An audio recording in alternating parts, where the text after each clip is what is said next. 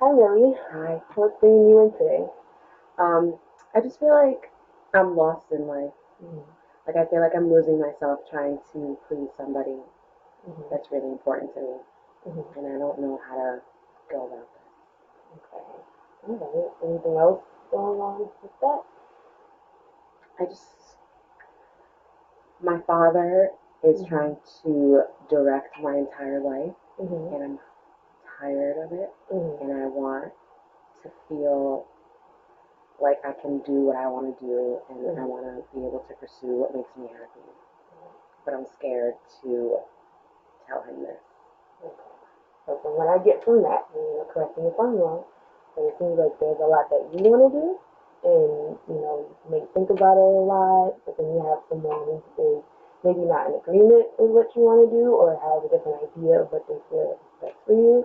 So it seems to be causing some friction between you and your dad. Yes. Is that, am I on the right track with Yes, that? you got it. Yeah. Okay. Because it does sound like you're frustrated, like maybe you guys have had, I don't know, multiple conversations about things, and at this point it doesn't really feel like it's working. Um, and I mean, I get it. I can imagine how that feels. You want to do something and you're being essentially held back. That's the way to put it. Um, so tell me more about what it is that you want to do and what it is that your dad wants to do, and like, kind of where did this start? So my father has always wanted me to be a lawyer. Mm-hmm. He's a single parent, so I almost feel like he wants me to be his success story of like raising children and like being a single parent. And so he's like, invested in putting me in like LSAT classes and taking the Mm-hmm. LSAT, and I took the LSAT and I failed it because I Mm-hmm. didn't want, like, my heart wasn't in it. Yeah. So, and then I did my own research on the side, and then Mm-hmm. I realized that I wanted to go into mental health counseling, Mm-hmm. and I kind of put myself through school, Mm-hmm. um, because my father was so set on like wanting me to go to law school that Mm-hmm. I had to kind of like take this path on my own and do it on my own. And um, so all throughout like that time, like all during the way, like he and I were just like fighting because he wouldn't Mm-hmm. accept like what it is that I wanted to do, and he just Mm-hmm. wanted me to be like a lawyer, and like he was dead set on that. And it was almost like I almost felt like if I didn't be a lawyer, he wouldn't have been proud of me. So Wow, that's a lot. There's a lot of feelings attached to this. It's like you have this dream, but there's so much else behind that that is causing some friction with your dad. So, I heard that you feel like you have to put yourself through school. Is that like financially frustrating? just no, not necessarily, just like the process of like applying and like doing the Mm-hmm. financial aid and things like that. Because when I Mm-hmm. was in undergrad, he helped me a lot with that. Mm-hmm. And of course, he would have been willing to help me do it like during the Mm-hmm. like if I went to law school. Right. But with me, it was like I had to apply, I had to write my essays, I had to do the FAFSA by Mm-hmm. myself for the first time. Like everything like was me. Like Mm-hmm. he wasn't a part of it. So basically, you were on your own Yeah, with that, and if you didn't do it, it wasn't going to get done. exactly. That can be quite frustrating, and I'm sure it's quite hurtful too, given that it is your dad. Outside of this, like you guys have like a close relationship. Um, I guess I feel like my relationship with my father is compartmentalized. How so? Like we butt heads on like school, we butt heads Mm-hmm. on pretty much everything, but he's my one and only parent, Mm-hmm. so I like cherish him so much and I hold Mm-hmm. him like dear to my heart. So we have that close relationship Right. where like he's my everything, but Mm-hmm. like he's like very traditional in that he like I'm his little girl, so he's gonna hold me forever until Mm-hmm. I'm married and move Right. out. Like that's Mm-hmm. how he is. Okay. So yeah. So, like I said, it's a lot of friction. Yeah. So with you having to do that, like, were there times where you have been like expressed how you were feeling about having to do everything like on your own? Like, what have those conversations been like? So I actually have, I told him that I wanted to do this and this is what I wanted, and he almost like it's almost like he'll accept it when we're Mm-hmm. having the conversation, Mm-hmm. but then he'll bring it back up later and be like, when you become a lawyer, like you'll be able to Mm-hmm. do this, and like he'll Mm-hmm. forget, not forget, he'll purposefully like ignore the fact that I've told him that I don't want to do this and I don't Mm-hmm. want to be a lawyer, that I want to follow my own path, and Right. like so that's kind of like how it's been, and we've had conversations, but it's almost as if it goes in one ear out the other. And you put it in and out the other, so that leaves you feeling like what? Frustrated? Yeah, it makes me feel ignored. It makes me feel like my words don't matter, kind of thing. So it's exhausting to have a conversation with somebody who doesn't want to hear what you have to say, but only wants to hear what he wants to hear. So that sounds like it. If I was in your shoes, I would be probably just as frustrated. Um, so besides the schooling part, are there like any other moments, like even when you were younger, that you felt like he really wasn't listening to you and you had to just do what he said was right? Yeah, that was probably my whole life. No, but yeah, definitely. Like there was a time when I would always tell him, like, you don't listen to me, like you don't listen to me, because in that moment, I guess like he was going through a lot with my brothers, and I would always say that, and he'd get really frustrated with me actually, like, and I would actually be voicing like true, real feelings, and I'd be like, you're not listening to me, like I'm trying to tell you something, and you don't listen, and he's like, you gotta stop saying that, like I'm only one person, I can only do it, so it, like kind of like reversed it, like the roles on me, and like made it like I was like kind of like a burden, for lack of a better term, because I kept saying like, or it made me feel like a brat because I was saying like you're not listening to me, so that's like.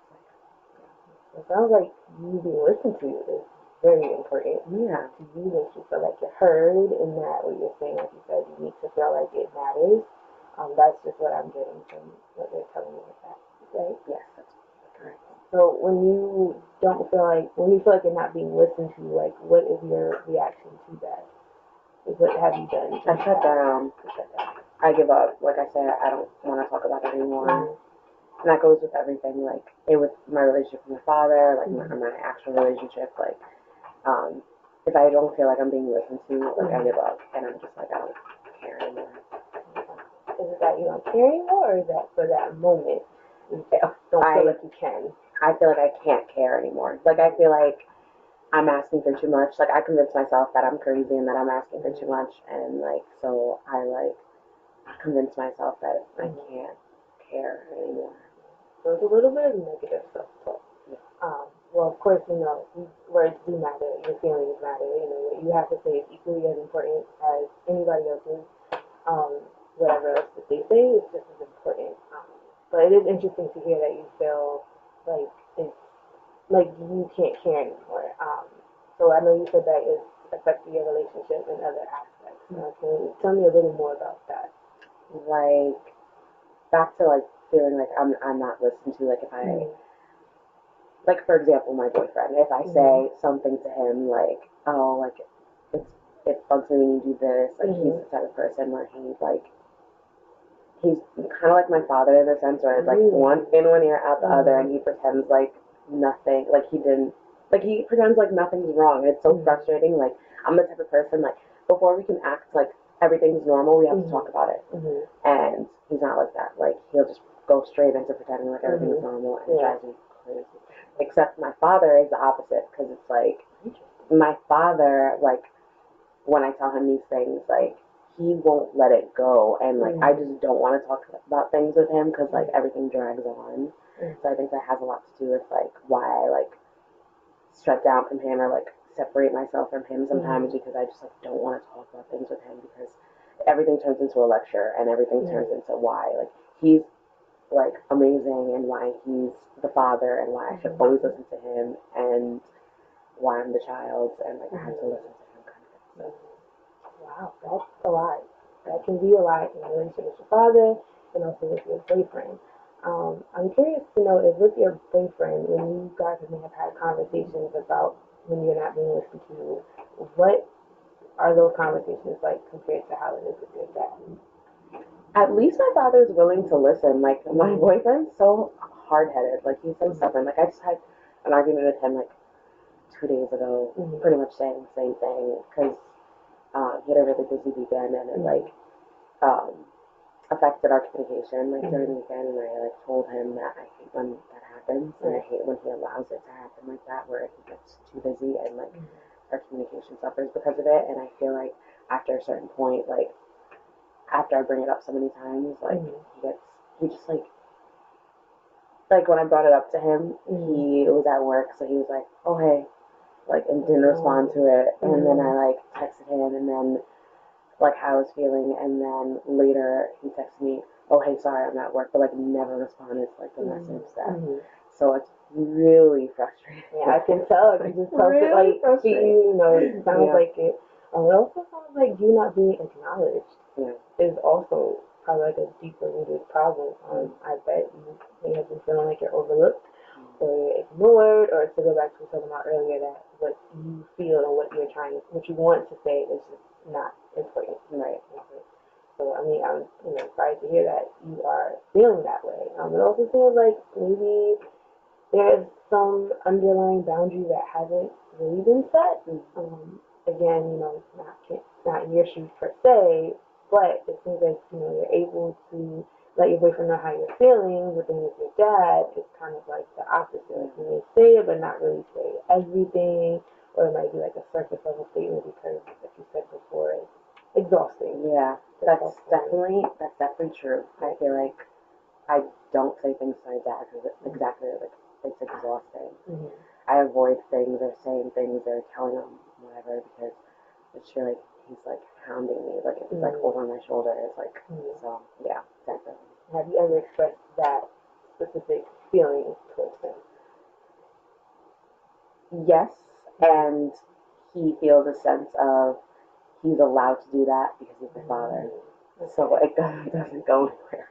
So it seems like kind of like a lack of respect for you as well. And like you said before, I know, like you said, he's traditional, so he probably still sees you as a little 5-year-old Millie. Yeah.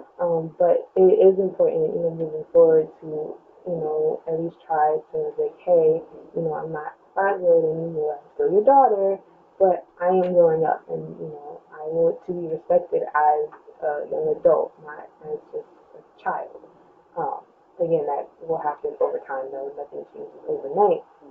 But that is maybe, something that in the future you guys can sit and talk about and try to establish that, because at the end of the day, it seems like you really do want to have a good relationship with your father. You don't want to just not talk to him and not be bothered. You say he's a great man, he's been the only parent you've had this whole time. So I know that deep down you do want things to be better. So of course, communication key, but also to know your limit too. You don't want to overexhaust yourself or feel like it's not worth it. So in a sense, with the boundaries part, that kind of goes along with it, knowing when enough is enough for you. So you seem like the person that will try and try and try to make things work, which is not bad, but for your own emotional health, you kind of have to know what your limit is and what you're willing to not put up with and what you are willing to put up with. I mean, that can go with your relationship with your father, relationship with your boyfriend, your friends, whoever else. So, I mean, that is something to just think about. You don't have to do it, but it's something I think you should think about, moving forward. Okay? Anything else you want to talk about today? No, I feel so much better. Okay, I'm good. Oh, shoot. Okay.